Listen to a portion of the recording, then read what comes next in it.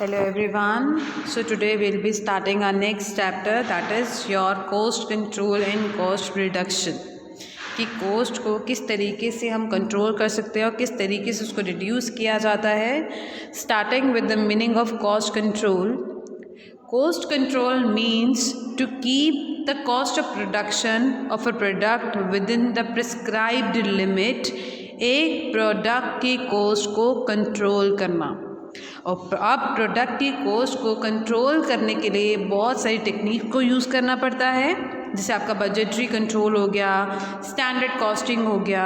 अब इन टेक्निक्स को यूज़ करके हम प्रोडक्ट और सर्विसेज का एक स्टैंडर्ड सेट करते हैं.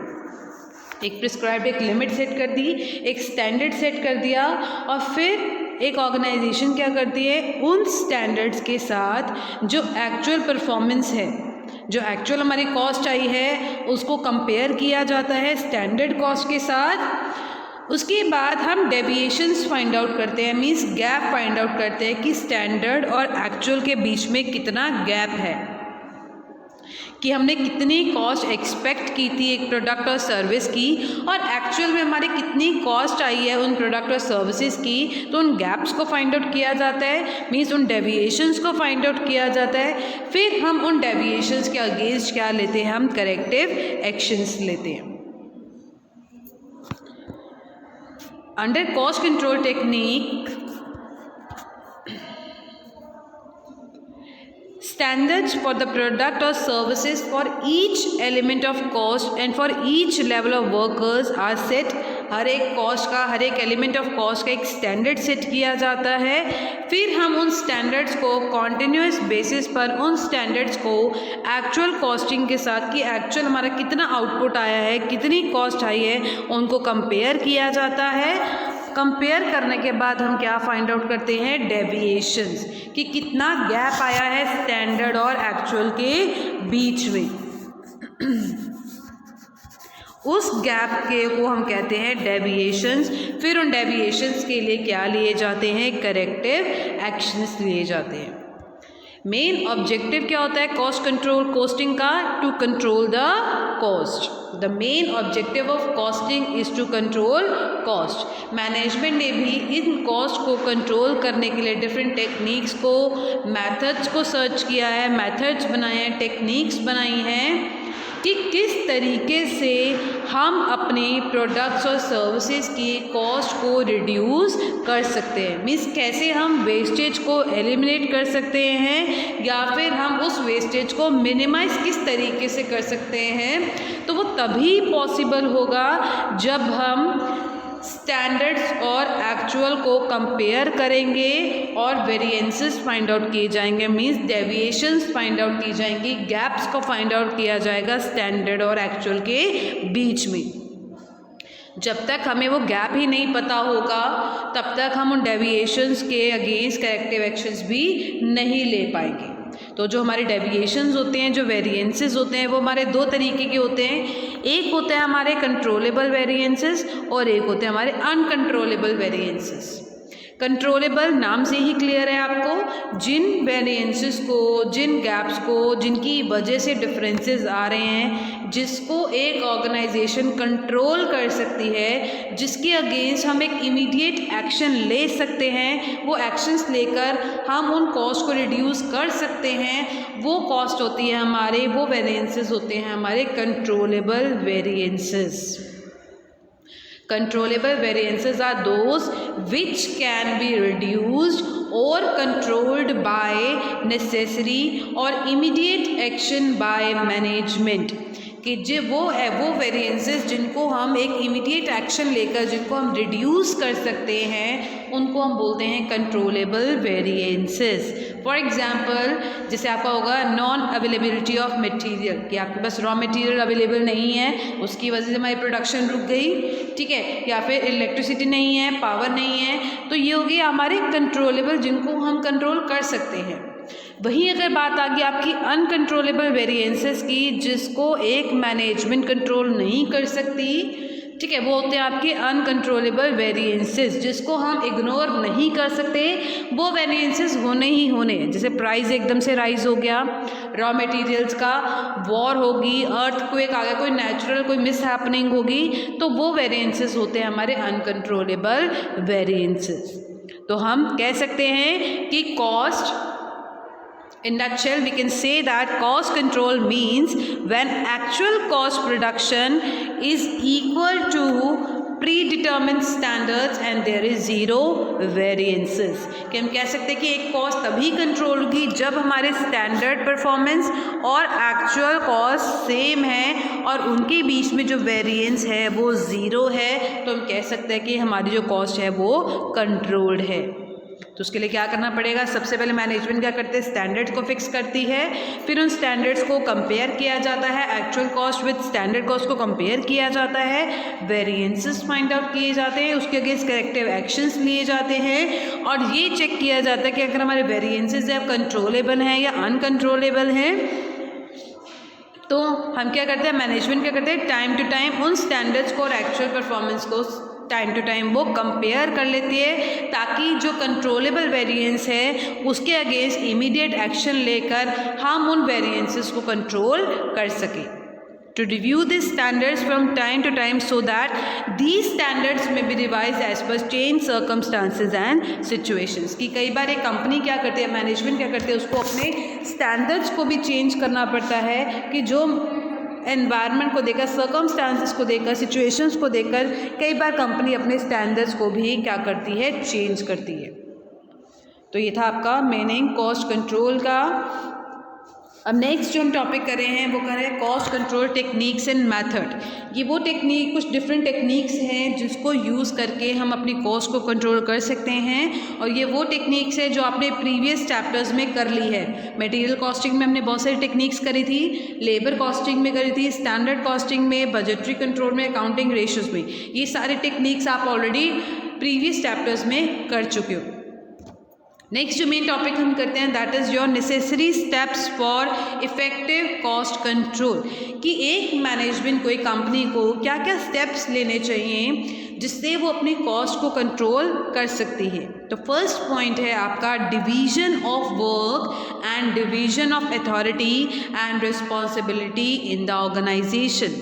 सबसे पहले एक ऑर्गेनाइजेशन में वर्क को डिवाइड करना चाहिए, हर एक पर्सन की, हर एक एम्प्लॉय की अथॉरिटी एंड रिस्पॉन्सिबिलिटी को सेट करना चाहिए। Second, efficient collection and transmission of cost report with adverse variance. हर एक पर्सन से कॉस्ट रिपोर्ट लेनी चाहिए, स्पेशली उन डिवीजन से जहाँ पर हमारी कॉस्ट क्या आ रही है, ज़्यादा आ रही है। एडवर्स वेरिएंस मतलब जहाँ पर कॉस्ट जो एक्चुअल और स्टैंडर्ड के बीच में जो गैप है वो ज़्यादा है, उसको हम बोलते हैं एडवर्स वेरिएंस। तो हर एक डिपार्टमेंट से, हर एक एम्प्लॉय से कॉस्ट रिपोर्ट मंगानी चाहिए। Third, two-way communication channel should be established without fever and favor correct reporting। कि एक ऑर्गेनाइजेशन में two-way communication channel होना चाहिए ताकि एम्प्लॉयज़ अपने कॉस्ट के रिगार्डिंग जो भी वो काम करे उसकी करेक्ट रिपोर्टिंग कर सके, वो भी बिना डरे। Fourth, motivation and rewards to the workforce for better and higher efficiency, performance and productivity। तो वो एम्प्लॉयज़ जो अच्छा काम करते हैं, जिनकी एफिशिएंसी हाई आती है, प्रोडक्टिविटी ज़्यादा आती है, उन्हें और ज़्यादा मोटिवेट करना चाहिए और उनको रिवॉर्ड्स देने चाहिए ताकि फ्यूचर में भी उनकी एफिशिएंसी क्या हो, इम्प्रूव हो। अगर उनकी एफिशिएंसी इम्प्रूव होगी तो अल्टीमेटली फ़ायदा किसका होगा, ऑर्गेनाइजेशन का, कि उनकी कॉस्ट क्या आएगी, कम आएगी। Last, sense of cooperation at various levels and among various departments. अब सब डिपार्टमेंट में कोऑपरेशन होना चाहिए, कोऑपरेशन होना बहुत ज़रूरी है ताकि अगर कोई कंपनी में अगर हम न्यू टेक्निक्स को या न्यू मेथड्स को इम्प्लीमेंट करना चाहते हैं कॉस्ट को कंट्रोल करने के लिए, तो हम उन टेक्निक्स को, उन मेथड्स को ईजिली इम्प्लीमेंट कर सकें। तो कोऑपरेशन होना एक ऑर्गेनाइजेशन में बहुत ज़रूरी है। तो ये थे आपके नेसेसरी स्टेप्स जिसकी हेल्प से हम अपनी कॉस्ट को कंट्रोल कर सकते हैं। तो ये था आपका कॉस्ट कंट्रोल का टॉपिक। नेक्स्ट हम पढ़ेंगे कॉस्ट रिडक्शन। हर ऑर्गेनाइजेशन का मेन ऑब्जेक्टिव होता है मैक्सिमम से मैक्सिमम प्रॉफिट अर्न करना, और ये तभी पॉसिबल होगा जब हम अपनी कॉस्ट ऑफ प्रोडक्शन को रिड्यूस कर पाएंगे, या फिर हमें अपनी प्रोडक्ट की क्वालिटी को इम्प्रूव करना चाहिए, जिससे हमारे प्रोडक्ट की डिमांड इंक्रीज़ होती है। तो जितनी ज़्यादा डिमांड होगी उतनी ज़्यादा सेल होगी, जितनी ज़्यादा सेल होगी उतना ही ज़्यादा कंपनी को क्या होंगे, प्रॉफिट्स होंगे। अब एक ऑर्गेनाइजेशन को अपनी कॉस्ट को रिड्यूस करने के लिए उसकी क्वालिटी को सेक्रीफाइस नहीं करना चाहिए, अपने प्रोडक्ट की गुडविल को अफेक्ट नहीं करना चाहिए। फॉर एग्जांपल अगर मैं बात करूं जॉनसन एंड जॉनसन कंपनी की, अब सबको पता है कि अगर हमने अपने बच्चों के लिए प्रोडक्ट्स लेने हैं, बेबी प्रोडक्ट्स लेने हैं, तो जॉनसन एंड जॉनसन के बेस्ट हैं। क्यों बेस्ट हैं? क्योंकि उनकी प्रोडक्ट की क्वालिटी अच्छी है, वो टेस्टेड प्रोडक्ट हैं जो बच्चों को अफेक्ट नहीं करेंगे, उनकी स्किन को अफेक्ट नहीं करेंगे। तो पेरेंट्स क्या करते हैं, बिना सोचे वो जॉनसन एंड जॉनसन के प्रोडक्ट को परचेज़ कर लेते हैं। अब सपोज़ करो कि जॉनसन एंड जॉनसन कंपनी अपनी कॉस्ट को रिड्यूस करना चाहती है। अपनी कॉस्ट को रिड्यूस करने के लिए उसने क्या किया, अपने प्रोडक्ट की क्वालिटी को सेक्रीफाइस करा, जिसका इफेक्ट उसके कंज्यूमर्स के ऊपर पड़ा, उसकी गुडविल के ऊपर पड़ा। तो हम हर एक ऑर्गेनाइजेशन को अपनी कॉस्ट को रिड्यूस करने के लिए उसकी क्वालिटी को सेक्रीफाइस नहीं करना चाहिए। तो एक ऑर्गेनाइजेशन में मैनेजमेंट को कॉन्टिन्यूस बेसिस पर ऐसे रिसर्च एंड डेवलपमेंट एक्टिविटीज़ करनी चाहिए जिससे वो ऐसे मेथड्स को फाइंड आउट करे, ऐसे टेक्निक्स निकाले जिनको हम यूज़ करके अपनी कॉस्ट को रिड्यूस कर सकते हैं। देखो, reduction in cost can be achieved through controlling और रिड्यूसिंग वेस्टेज, कि जो हम वेस्टेज करते हैं उनको रिड्यूस करना या उनको मैक्सिमम से मैक्सिमम उनको कंट्रोल करना उस वेस्टेज को। दूसरा, utilising the installed capacity to the maximum extent by a product mix, कि जितना हम एक नंबर ऑफ प्रोडक्ट्स बना सकते हैं हम एक मैक्सिमम कैपेसिटी तक उन प्रोडक्ट्स की प्रोडक्शन करनी चाहिए। अपने एम्प्लॉयज़ को मोटिवेट करना चाहिए ताकि हम उनकी एफिशिएंसी इंप्रूव हो, उनको एक बेटर वर्किंग एनवायरनमेंट देना चाहिए, कॉन्फिडेंस बिल्ड करना चाहिए, एक म्यूचुअल अंडरस्टैंडिंग होनी चाहिए एम्प्लॉयज़ में, कॉपरेशन होना चाहिए, जिसकी हेल्प से हम एक प्रोडक्ट की क्वालिटी को इम्प्रूव कर सकते हैं, मीन्स कॉस्ट को रिड्यूस कर सकते हैं। Cost reduction means the real and the permanent saving in the cost of production of a product or service without sacrificing its quality or utility. Cost reduction का मतलब होता है एक permanent reduction करना cost of production में, जिससे एक product और सर्विसेज की क्वालिटी और यूटिलिटी के ऊपर कोई इफेक्ट नहीं पड़ता। तो it means cost reduction must be achieved either by reducing expenditure को reduce करना, और cost reduction may be achieved by increasing productivity और efficiency of labor और machine। या तो हमें expenditures को reduce करना चाहिए या फिर अपने employees की, अपने workers की efficiency को improve करना चाहिए, या फिर new methods techniques लगाएं, machines अच्छी से अच्छी लेके आए, new technologies लाएं, जिससे हमारी कॉस्ट क्या होती है, रिड्यूस होती है। If any cost reduction take place due to reduction in taxes or due to seasons like fall in price, then it is not considered as cost reduction। कि किसी एक अनसीन रीज़न की वजह से अगर कॉस्ट रिड्यूस होती है तो उसको हम कॉस्ट रिडक्शन नहीं कह सकते, बट कॉस्ट रिडक्शन क्या होती है, एक परमानेंट रिडक्शन होती है कॉस्ट ऑफ प्रोडक्शन में। नेक्स्ट हम करते हैं कि इसे कौन कौन से मेथड्स को यूज़ करके हम कॉस्ट को रिड्यूस कर सकते हैं, that what are the different methods to reducing the cost. Point है आपका design of the product. This is one of the effective method जिसको यूज़ करके हम अपनी कॉस्ट को रिड्यूस कर सकते हैं। फॉर एग्ज़ाम्पल, एक प्रोडक्ट के साइज़ में कुछ ऐसे चेंजेस करना जिसका अफेक्ट उस प्रोडक्ट की यूटिलिटी के ऊपर नहीं पड़ता। ठीक है, तो हम प्रोडक्ट के डिज़ाइनिंग में कुछ एक चेंजेस करके हम उस प्रोडक्ट की कॉस्ट को रिड्यूस कर सकते हैं। इसका सबसे अच्छा एग्जांपल हम ले सकते हैं टीवी का, कि पहले जो कलर टीवी आते थे, अब जो एलईडी टीवी आ रहे हैं, हमने क्या किया, उस प्रोडक्ट की डिज़ाइनिंग में चेंज कर दिया। अब एलईडी टीवी आ रहे हैं, बहुत पतले टीवी आ रहे हैं, स्लिम टीवीज़ आ रहे हैं, तो एक ऑर्गेनाइजेशन ने क्या किया, कॉस्ट को रिड्यूस करने के लिए उस प्रोडक्ट के डिज़ाइनिंग में क्या कर दिया, चेंज कर दिया। अब डिज़ाइनिंग चेंज करने की वजह से उस प्रोडक्ट की क्वालिटी के ऊपर, उसकी यूटिलिटी के ऊपर कोई भी अफेक्ट नहीं पड़ा। तो एक प्रोडक्ट के डिज़ाइन में चेंज करके हम कॉस्ट को रिड्यूस कर सकते हैं। वहीं सेकंड पॉइंट आ गया आपका मेथड्स और टेक्निक्स ऑफ प्रोडक्शन और फैक्ट्री ऑर्गेनाइजेशन। डिफरेंट मेथड्स को, न्यू टेक्नोलॉजीज़ को यूज़ करके भी हम एक प्रोडक्ट और सर्विसेज की कॉस्ट को रिड्यूस कर सकते हैं। जैसे एक एम्प्लॉय को, हर एक एम्प्लॉयज़ की अथॉरिटी एंड रिस्पॉन्सिबिलिटी को सेट कर देना, ठीक है। एक ऑर्गेनाइजेशन में कॉपरेशन का होना बहुत ज़रूरी है, ठीक है, जिससे एम्प्लॉयज़ की एफिशिएंसी क्या होती है, इम्प्रूव होती है। जितनी ज़्यादा उनकी एफिशिएंसी इम्प्रूव होगी उतनी ज़्यादा प्रोडक्शन होगी, जितनी ज़्यादा प्रोडक्शन होगी उतनी हमारी फिक्स कॉस्ट कम आएगी, जितनी फिक्स कॉस्ट कम आएगी उससे अल्टीमेटली क्या हो गया, हमारे प्रॉफिट्स अर्न होते हैं और कॉस्ट क्या होती है, रिड्यूस होती है। नेक्स्ट आता है आपका marketing of product and services. Marketing means to create demand of the product and placing it to the ultimate consumers or users of the product. Marketing का मतलब क्या होता है, एक प्रोडक्ट की डिमांड को क्रिएट करना और उस प्रोडक्ट को अल्टीमेट कंज्यूमर्स को या कस्टमर्स को देना, डिस्ट्रीब्यूट करना। अब मार्केटिंग करने के लिए एक कंपनी को बहुत सारी एक्टिविटीज़ करनी पड़ती हैं, जैसे सेल्स प्रमोशन करनी पड़ती है, एडवर्टाइजिंग करना, ठीक है। वो ऐसा क्यों करती है, ताकि वो मार्केट में कंपटीशन को फेस कर सके। तो एक ऑर्गेनाइजेशन को ऐसी एक्टिविटीज़ करनी चाहिए जिससे उनकी जो कॉस्ट आती है वो कम से कम आती है, जो उनका खर्चा आता है इन सेल्स प्रमोशन को, एक्टिविटीज़ को करने का, वो कम से कम आए, मीन्स वो वेस्टेज कम से कम करें, ताकि उनकी जो कॉस्ट आए वो क्या है, कम आए, कॉस्ट को वो रिड्यूस कर सके। जैसे आजकल ऑनलाइन सेल का बहुत सिस्टम है कि अगर आपको चाहे राशन भी मंगाना है तो आप ऑनलाइन ऐप्स के थ्रू आप वो राशन मंगा सकते हो, यहाँ तक कि वेजिटेबल्स भी है वो भी आप ऑनलाइन मंगा सकते हो। नेक्स्ट है आपका फाइनेंसिंग पॉलिसी।